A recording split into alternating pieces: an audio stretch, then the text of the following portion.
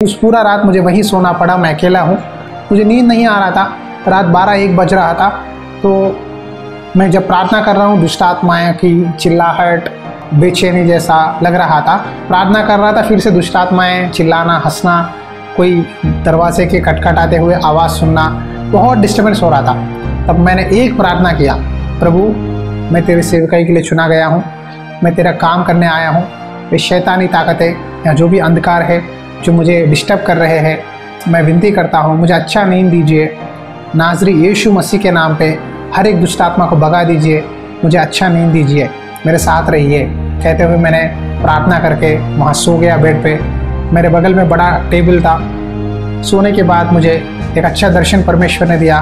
उस दर्शन में परमेश्वर के 2 स्वर्गदूत मेरे दाएं मेरे बाएं खड़े हुए थे।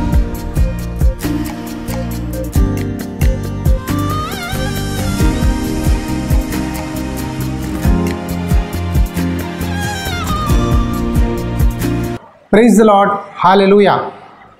कैसे हैं आप? क्या रोज़ाना आप बाइबल पढ़ते हैं, प्रार्थना करते हैं? क्या प्रभु के साथ एक अच्छा संगति बनाए रखे हैं? हाँ या नहीं मुझे मालूम नहीं होता। आप कमेंट्स के द्वारा मैसेज करो। हमारे साथ संगति में जुड़ना चाहते हैं ऑनलाइन फेलोशिप में, तो 7010793191 इस नंबर पे व्हाट्सएप पे मैसेज करो, आपका नाम और आपका प्लेस। हम गूगल मीट चलाते हैं सोमवार गुरुवार, उसमें आप जुड़िए। प्रभु का वचन हम बताएंगे और आपके लिए प्रार्थना करेंगे ताकि आप भी विश्वास में बढ़ सके और प्रभु का वचन सीख पाए। हालेलुया। आज इस वीडियो का मुख्य संदेश है, थंबनेल में आपने देखा होगा, क्या परमेश्वर के स्वर्गदूत हमारे जीवन में काम करते हैं? क्या परमेश्वर का स्वर्गदूत हमारे जीवन में हमें सहायता करते हैं? इस विषय के बारे में मैं आपको इस संदेश के द्वारा बताना चाहता हूँ। ध्यान से सुनिए। भजन संहिता चैप्टर 91 वर्स 11 में ये बात है, मैं पढ़ता हूँ, ध्यान से सुनिए। क्योंकि वह अपने दूतों को तेरे निमित्त आज्ञा देगा कि जहाँ कहीं तू जाए वे तेरी रक्षा करे। हालेलुया। भजन संहिता 91 ये चैप्टर, ये अध्याय कई लोग पढ़ते हैं। रात सोने से पहले कई लोग भजन संहिता 91 चैप्टर पढ़ते हैं। कई लोग कहते हैं, पास्टर जी मैंने भजन संहिता 91 चैप्टर पढ़ा है।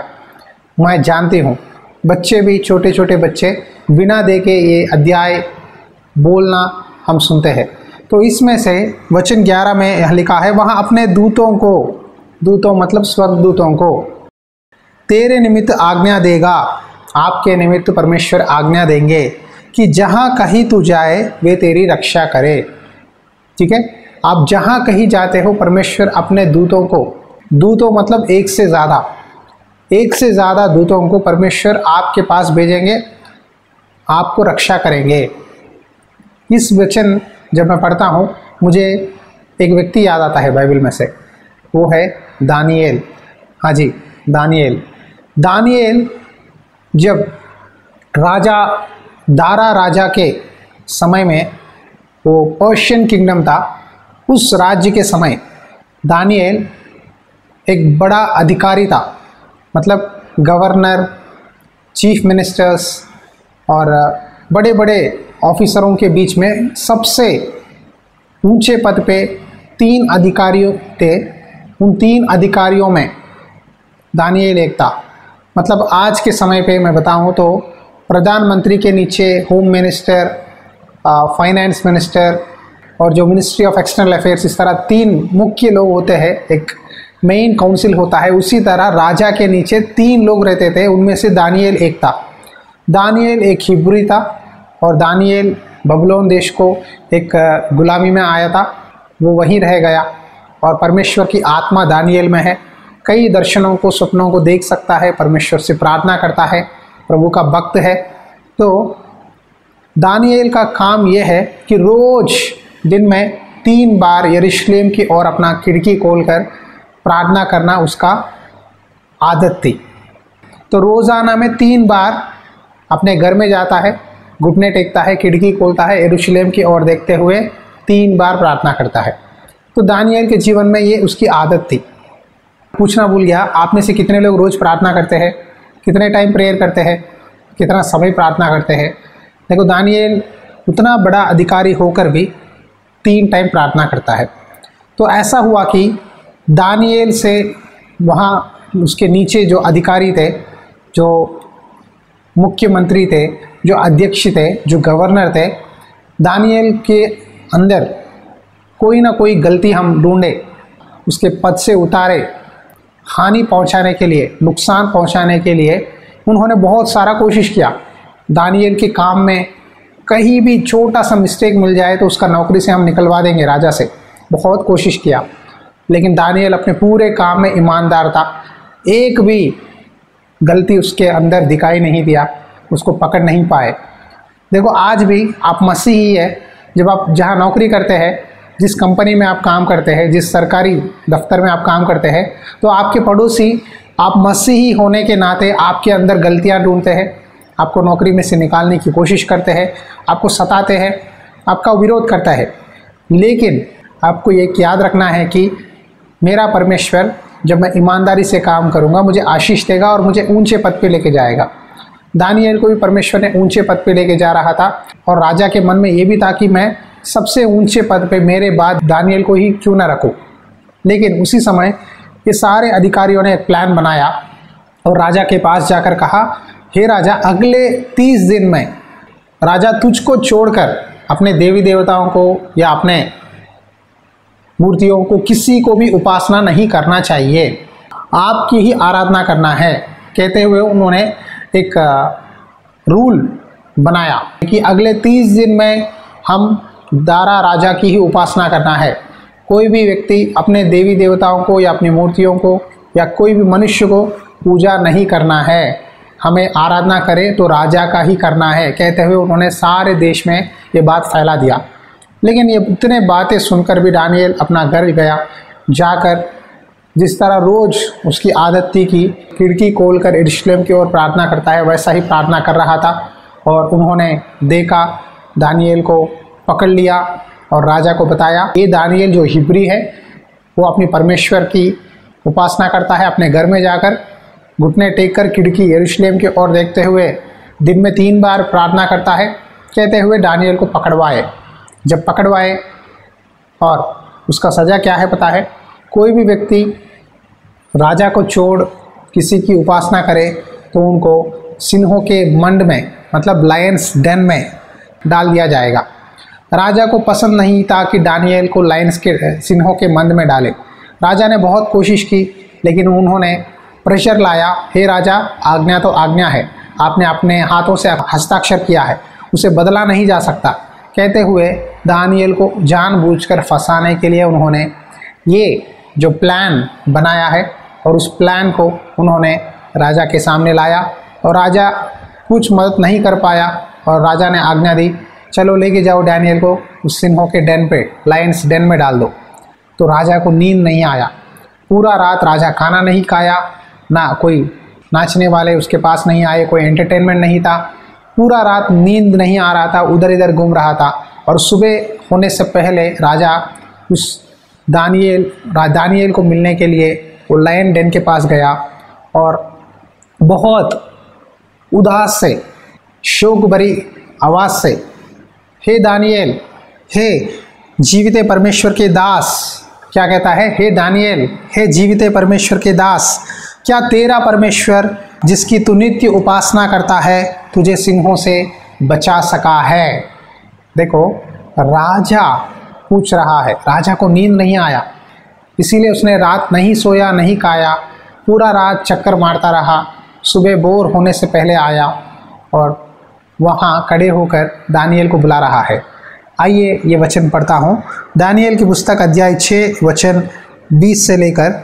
जब राजा घड़े के निकट आया तब शोक भरी वाणी से चिल्लाने लगा और दानिएल से कहा, हे दानिएल, हे जीवित परमेश्वर के दास, क्या तेरा परमेश्वर जिसकी तू नित्य उपासना करता है तुझे सिंहों से बचा सका है। तब दानिएल ने राजा से कहा, हे राजा, तू युगानुयुग जीवित रहे। मेरे परमेश्वर ने अपना दूध बेचकर सिंहों के मुंह को ऐसा बंद कर रखा कि उन्होंने मेरी कुछ भी हानि नहीं की। इसका कारण यह है कि मैं उसके सामने निर्दोष पाया और हे राजा, तेरे सम्मुख भी मैंने कोई भूल नहीं की। तब राजा ने बहुत आनंदित होकर दानियेल को गड़ाहे में से निकालने की आज्ञा दी। अतः दानियेल गड़ाहे में से निकाला गया और उस पर हानि का कोई चिन्ह ना पाया गया, क्योंकि वहाँ अपने परमेश्वर पर विश्वास रखता था। हालेलुया। दो बातें आप अंडरलाइन करो इस वचन में। पहली बात, मेरा परमेश्वर ने अपने दूत को भेजकर सिंहों के मुंह को बंद रखा। परमेश्वर ने अपना दूत को भेजकर दानियेल के पास सिंहों का मुंह बंद रखा। और दूसरी बात, मैं परमेश्वर के सामने निर्दोष हूँ, इसीलिए परमेश्वर ने मुझे उस सिंहों के मुंह में से बचाया है और मेरे ऊपर कोई भी हानि नहीं हुई। क्योंकि तू अपने परमेश्वर पर विश्वास करता है, इसीलिए तेरे परमेश्वर ने तुझे बचाया है। राजा आनंद से दानियेल को बाहर निकलवाया। देखो, जब हम परमेश्वर पर विश्वास रखते हैं, प्रार्थना करते हैं, परमेश्वर के नज़र में ईमानदार है, विश्वास योग्य है, तो परमेश्वर अपने स्वर्गदूतों को आपके लिए भेजेगा। आप जहाँ भी रहे आपकी मदद देगा। देखो, आज कई लोग अपने काम में ईमानदार नहीं हैं, अपने नौकरी में, अपने बिजनेस में ईमानदार नहीं हैं। मसीही होने के नाते भी कई लोग धोखा देने की कोशिश करते हैं। कोई भी एक परदेसी नया बंदा आ गया तो उसको धोखा देने के लिए, उसको पैसे की लालच के लिए गलत इन्फॉर्मेशन देकर लूटते हैं। खास करके टूरिज़्म डिपार्टमेंट में, जो यात्रा स्थल में आप कहीं जाओ तो कई लोगों को, अलग गाँव से आए लोगों को, शहरों से आए लोगों को लूटते हैं। 10 के बगल में 50, 50 के जगह में 100, इस तरह धोखे से पैसे लेते हैं, अन्याय करते हैं। लेकिन दानियेल अपने काम में वफादार था, उसको परखा गया, लेकिन उसके अंदर एक दोष भी नहीं है। क्या आप ईमानदार हो? आपकी नौकरी में, आपके बिजनेस में, चर्च जाने में, प्रार्थना करने में, वचन पढ़ने में ईमानदार हो? दानियेल ईमानदार व्यक्ति था। दिन में 3 बार परमेश्वर से प्रार्थना करता था। क्या आप प्रार्थना करते हो? क्या बाइबल पढ़ते हो? क्या चर्च जाते हो? क्या आप ईमानदार हो अपने भक्ति में? परमेश्वर आपसे पूछ रहे हैं। जब हम ईमानदार रहेंगे तो परमेश्वर अपने स्वर्गदूतों को भेजकर जिस तरह दानियेल को बचाया है, हमें भी बचाएगा। विश्वास के द्वारा, ईमानदारी के द्वारा परमेश्वर ज़रूर हमें आशीष देगा। यहाँ दानियेल ने लोगों से नहीं डरा। उसको मालूम है कि राजा की आज्ञा आई है। लोगों ने जानबूझकर उसकी प्रार्थना रोकने के लिए उन्होंने गलत रूल लाया है। ना लोगों से, ना अधिकारियों से, ना राजा से डरा, लेकिन उसने अपनी प्रार्थना करता रहा। आज कई लोग, छोटा सा तकलीफ आए, घर में कोई रिश्तेदार आ जाए, छोटा सा बीमारी आए, परमेश्वर के भवन में आना रुक जाते हैं, प्रार्थना करना छोड़ देते हैं, बाइबल नहीं पढ़ते। लेकिन दानियेल अपने जान खतरे में रखकर भी उसने प्रार्थना करना नहीं छोड़ा। कितना ईमानदार व्यक्ति है।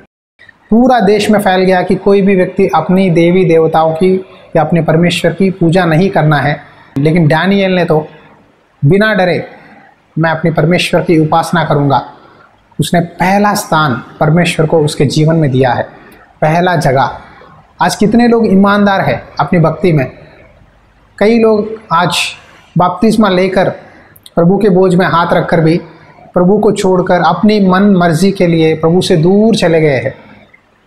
लेकिन दानियेल ऐसा नहीं है।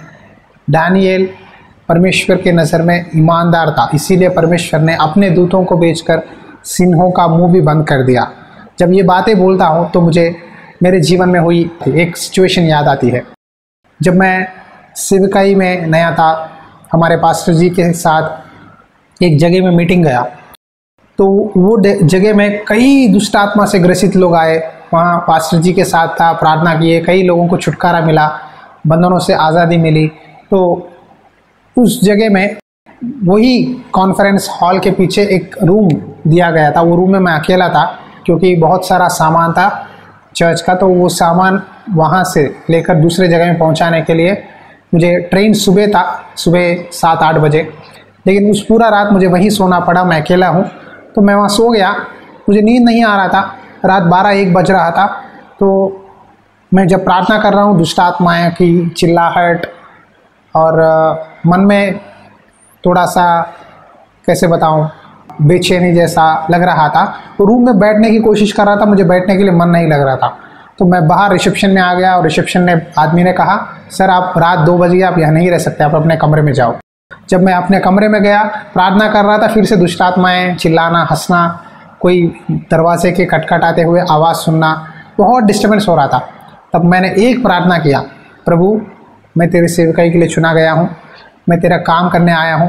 ये शैतानी ताकतें या जो भी अंधकार है जो मुझे डिस्टर्ब कर रहे हैं, मैं विनती करता हूँ मुझे अच्छा नींद दीजिए। नाज़री यीशु मसीह के नाम पे हर एक दुष्ट आत्मा को भगा दीजिए, मुझे अच्छा नींद दीजिए, मेरे साथ रहिए। कहते हुए मैंने प्रार्थना करके वहाँ सो गया बेड पे। मेरे बगल में बड़ा टेबल था। सोने के बाद मुझे एक अच्छा दर्शन परमेश्वर ने दिया। उस दर्शन में परमेश्वर के 2 स्वर्गदूत मेरे दाएं मेरे बाएं बेड के दाएं बाएं खड़े हुए थे। बहुत सफ़ेद कपड़े पहनकर, बहुत लंबे थे। उनमें से एक स्वर्गदूत ने बहुत बड़ा तलवार निकालकर मेरे बेड के बगल में जो टेबल पर रख दिया। तलवार सोने की जैसा चमक रहा था, इतना लंबा था। वो तलवार की रोशनी बहुत बड़ी थी, स्वर्गदूतों की रोशनी बहुत बड़ी थी, चमक रहा था और पूरा कमरा रोशनी से भर गया। मेरे मन में बहुत आनंद आ गया। ये मैं पूरा स्वप्न में देख रहा था और खुद मैं बहुत खुशी से था। और परमेश्वर ने मुझसे एक वचन बोला उस दर्शन में। भजन संहिता अध्याय 34 वचन 7, Psalms 34 वर्स 7। यहोवा के डरवियों के चारों ओर उसका दूत छावनी किए हुए उनको बचाता है।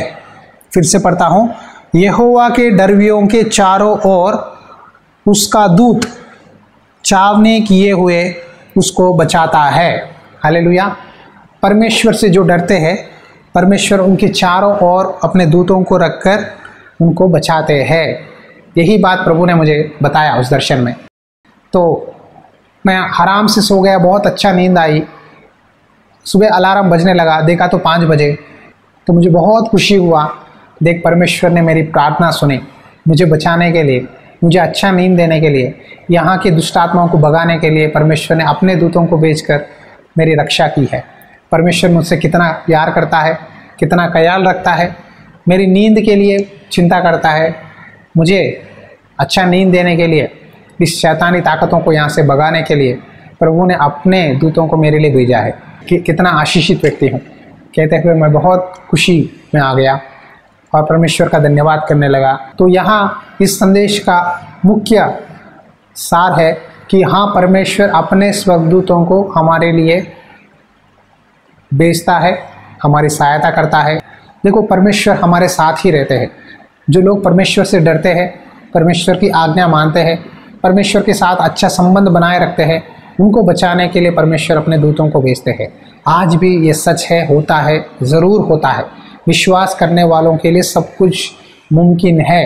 Everything is possible for those who believe.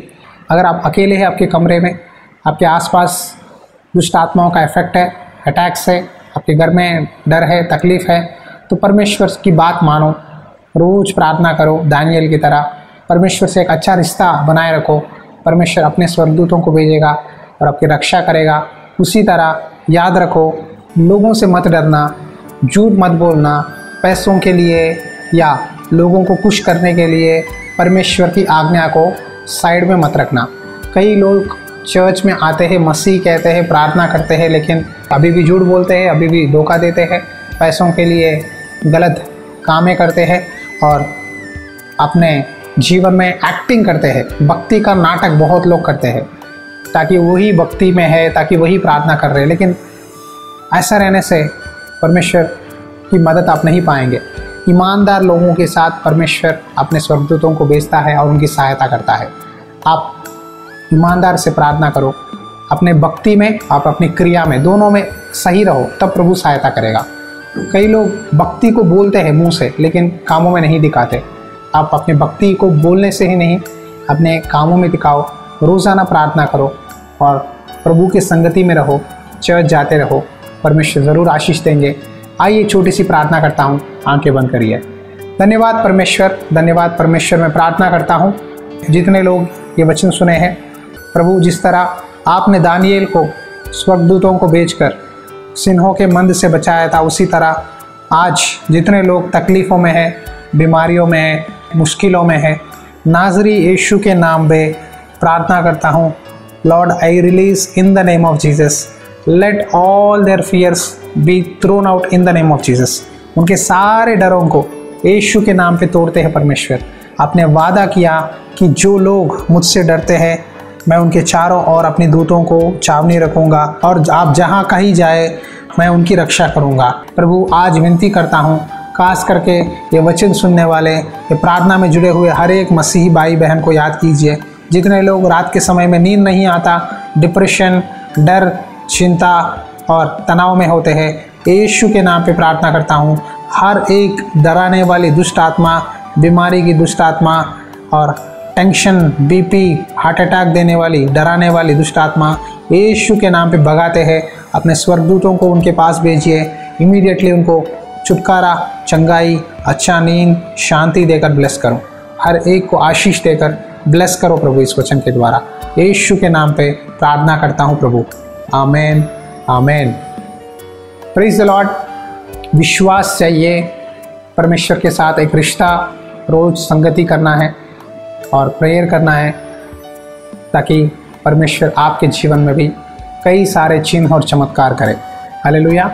इस सेवकाई में अगर आप हमारे वचन सुनते हो, आपको कोई प्रेयर रिक्वेस्ट है तो हमें मैसेज करो, प्रार्थना करेंगे। अगर प्रभु प्रेरणा दे इस सेवकाई में, ज़रूर आप अपना दान भेजिए ताकि परमेश्वर की सेवकाई आगे बढ़ सके। God bless you. परमेश्वर की आत्मा सदा आपके साथ बनी रहे। आमेन।